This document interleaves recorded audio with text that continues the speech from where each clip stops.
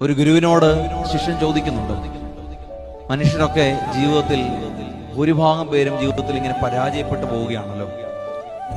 അപ്പോൾ ആ ഗുരു ശിഷ്യനോട് പറഞ്ഞു കൊടുക്കുന്നുണ്ട്, എല്ലാ മനുഷ്യർക്കും ഈ ലോകത്തിന്റെ ജീവിതത്തിന്റെ പരീക്ഷ പാസ്സാകേണ്ട ആവശ്യമുണ്ട്. എല്ലാവരും വിചാരിക്കുന്നത് എല്ലാവർക്കും ഒരേ ചോദ്യപേപ്പർ നൽകിയെന്നാണ്. ഒരു നാഥൻ പറയുന്നു, എല്ലാവർക്കും ഒരേ ചോദ്യപേപ്പർ അല്ല, എല്ലാവർക്കും വ്യത്യസ്തമായ ചോദ്യപേപ്പറുകളാണ് നൽകിയിട്ടുള്ളത്. ഓരോ മനുഷ്യനും ഓരോ ചോദ്യപേപ്പറാണ് നൽകിയിരിക്കുന്നത് ജീവിതത്തിൽ. പക്ഷെ മനുഷ്യർ മറ്റൊരാളുടെ ഉത്തരക്കടലാസ് നോക്കി പകർത്തിയിടുന്നതുകൊണ്ടാണ് ജീവിതത്തിന് ഇങ്ങനെ പരാജയം നേരിടുന്നത്. എനിക്ക് നിങ്ങൾക്കുമൊക്കെ ഈ ജീവിതത്തിൽ ജീവിക്കാൻ വ്യത്യസ്തമായ ചോദ്യപേപ്പറുകളാണ് നൽകിയിരിക്കുന്നത്. ഒരാളുടെ ജീവിതം പോലെയല്ല മറ്റൊരാളുടെ ജീവിതം.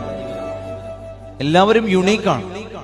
ആ വ്യത്യസ്തമായ ചോദ്യപേപ്പറുകളെ ഭംഗിയായി പൂരിപ്പിക്കുന്നിടത്താണ് അവരവരുടെ ജീവിതത്തിന് ശ്രേഷ്ഠതയുണ്ടാകുന്നത്. നമ്മുടെ ചോദ്യപേപ്പറുകളൊക്കെ ഭംഗിയായിട്ട് പൂരിപ്പിക്കാനുള്ളൊരു ബലം നൽകാൻ വേണ്ടിയിട്ട് ഒരു പ്രാർത്ഥന ഉണ്ടാകണം. തൊട്ടടുത്ത് നിൽക്കുന്ന ആളുടെ ചോദ്യപേപ്പറോ ഉത്തരക്കടലാസോ നോക്കുന്നിടത്തല്ല, അവനവന്റെ ജീവിതത്തിന്റെ ഉത്തരക്കടലാസുകൾ പൂരിപ്പിക്കുന്നിടത്താണ് ജീവിതത്തിന് അർത്ഥമുണ്ടാകുന്നത്. പ്രിയമുള്ളവരെ, വാക്കുകൾ ചുരുക്കട്ടെ.